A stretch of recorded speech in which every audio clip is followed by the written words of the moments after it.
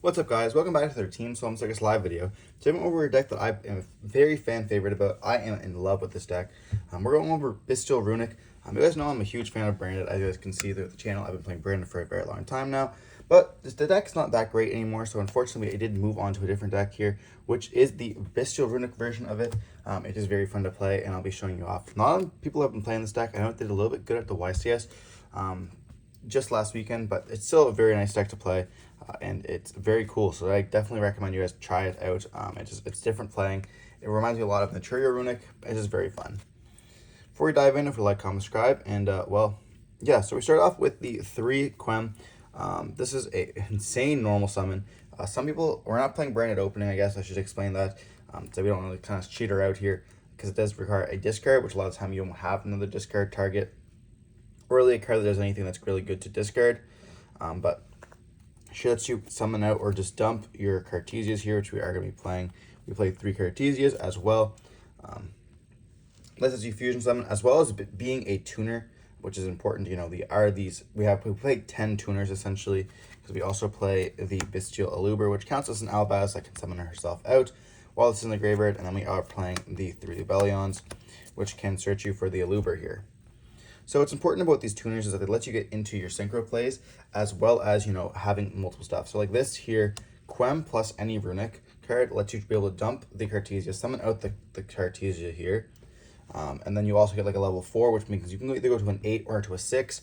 And then if you end up going for like the Huggins here, so you had normal summoning this, activating Runick card, summon out the Huggins, you get to reborn out your Quem. You also get to activate the Huggins effect or Huggins, whatever you want, searching for your other card. Searching for your field spell here. So then you obviously have like you automatically have a Synchro 6 with another tuner on the field, or you can go for the copy here of a Synchro 10, or even if you want to, you can go to a Synchro 6, use the effect, use that Synchro 6, as well as this to go into a copy of Grangadal. Or, you know, if you want to do another Runick card, you can specify them out, then you can go into this. There's lots of options you can do with the deck. And then Lubellion being able to search for your other copy of a tuner lets you just essentially have like more stuff if you haven't had access to these. And then of course this is an Albaz Engraved, so you can just summon her out for free, which is always nice. We love extenders. Lubellion also can search for your 2 Sorenir here, your 1 Magnamut, as well as your 1 Druisworm and your 1 Baldrake. We're not playing 2 Druisworm. I chose to play 2 Sorenir instead, because Sorenir can like dump your Lubellion or dump your Aluber here, which is kind of important. And you are playing the double copy of the spell here for a regain, so you can like loop your Druisworms a lot of the time as well. And then I am playing the Baldrake because you want to have multiple names, but Sorenir kind of is like the only one that really does anything by himself, and you also want to have access to Lubellion to be able to place your monsters or your continuous spell on the field. Then for the only other monster we are playing in the deck, we're playing the 3 Nibiru.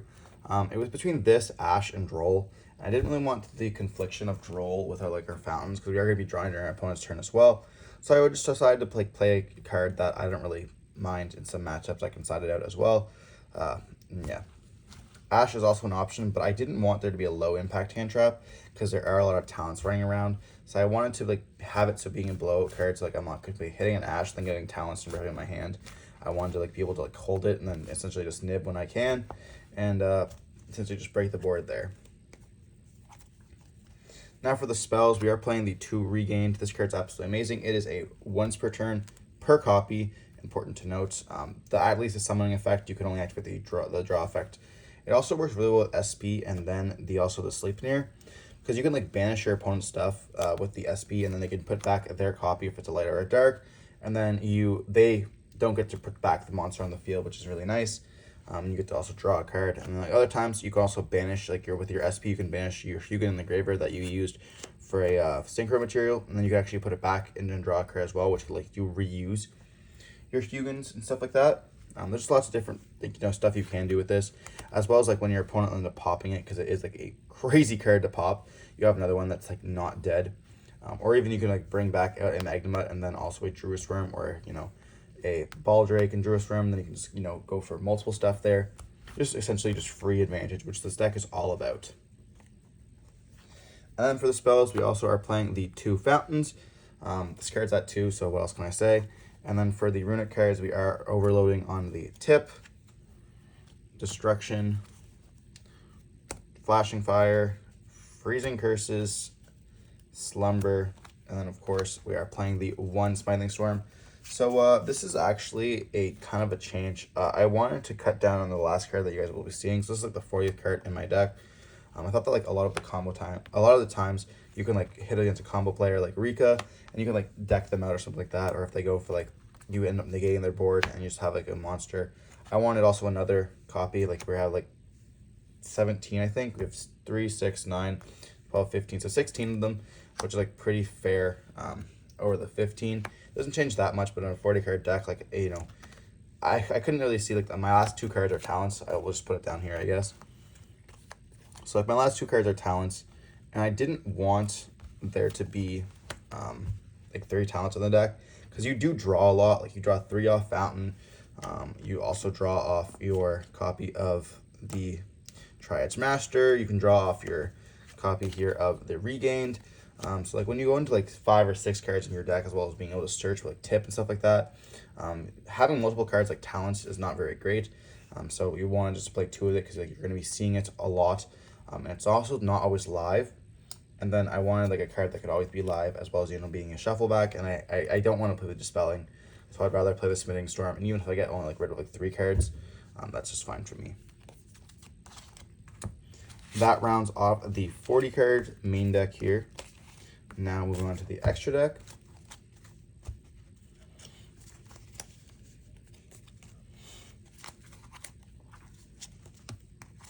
We are only playing the 2 Hugin. I don't think you really need a third. And then we're playing the 1 Gary, as well as the 1 Sleipnir. This is all we have for our Runick package. You can shuffle these back as you play really well. With the grind games, you're going to keep putting it back with Regain and then drawing a card, so you actually have like multiple copies of it. Gary is at level 4, of course, for you're able to use your stuff. Like this is for at level 2 to go for your 6s, level to go for your 8s. There's just also stuff you can do with all that, especially if you can like link or synchro away and then summon out another one. Then you can synchro for a 10.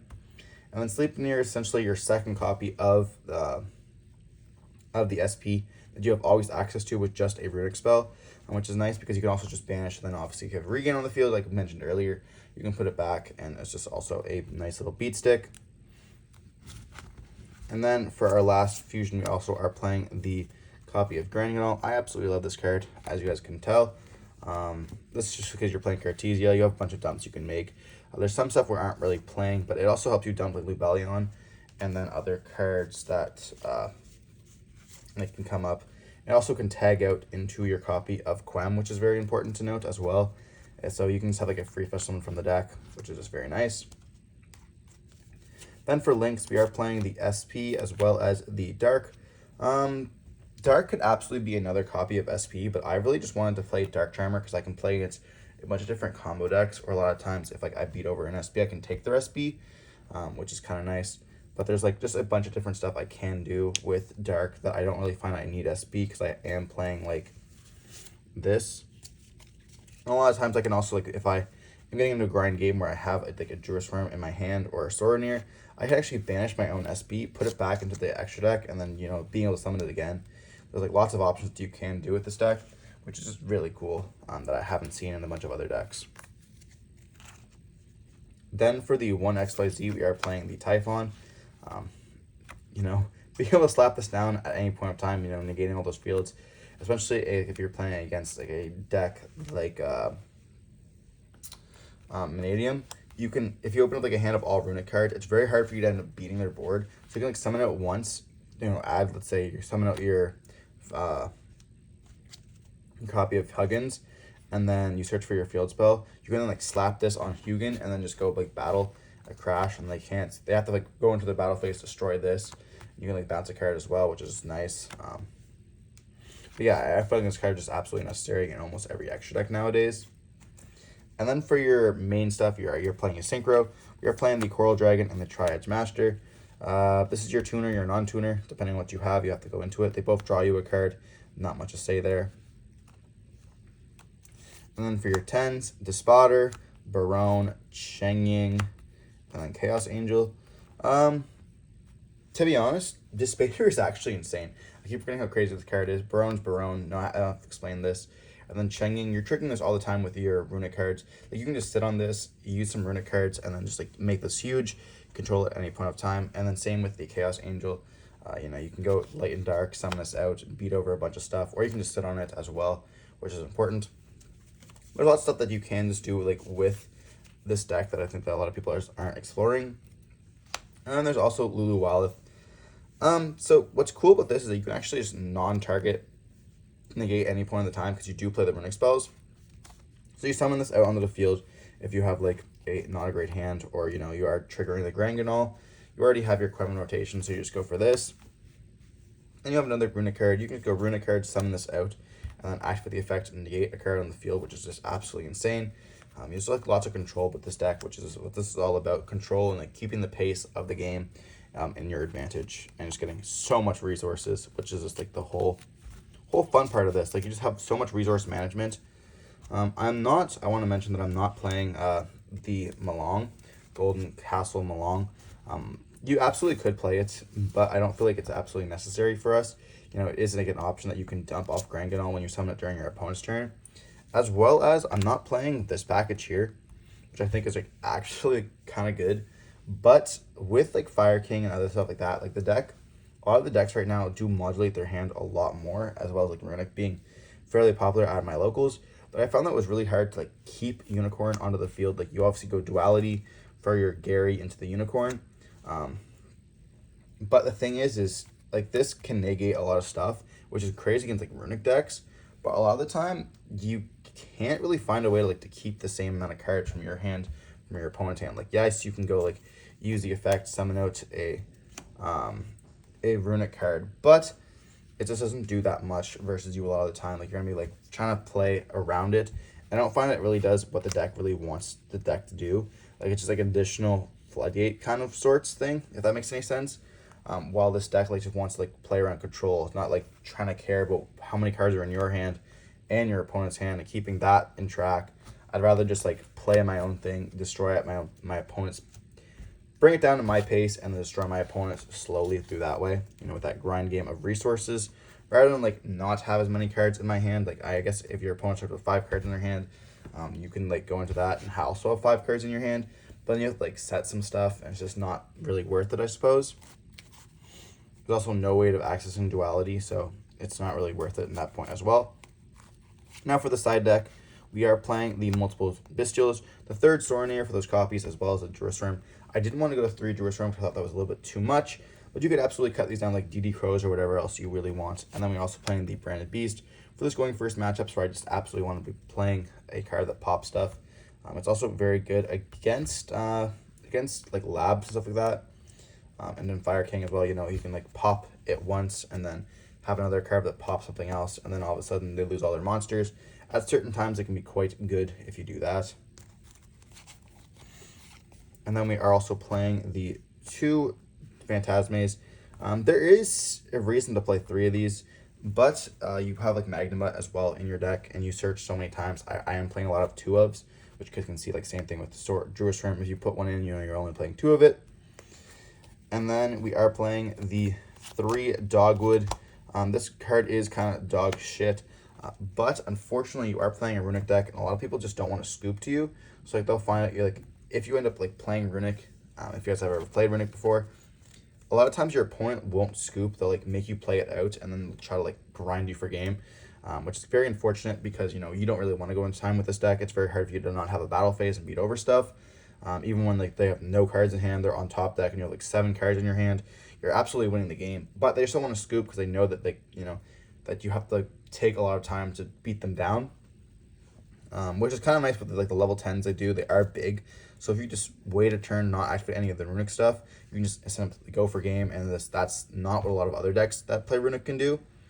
But like going into game 3, a lot of time you like not have that much time in the round left. So if you end up like siding into Spooky Dogwood, a lot of times these combo decks or any other decks, like even Unchained, if you end up like hitting them with the Dogwood, they're making a suboptimal board, or else you're just going to be winning absolutely in time. And even then, like once you do that, you can like still play through. Like if they pass and you have all your Runick cards, you can just beat them down or destroy a bunch of stuff. So they're still setting up an optimal board, or you just gain like 1,000 life points, like 2,100 times. And then we are playing the 3 Droll and Lockbird. This is a very easy side in and out if you're not wanting to play the nib. Just be careful because it does affect you as well, which is very important. And then for the going second cards, we are also playing the 3 copies of Evenly Matched. A lot of times people are like, but you don't have a battle phase.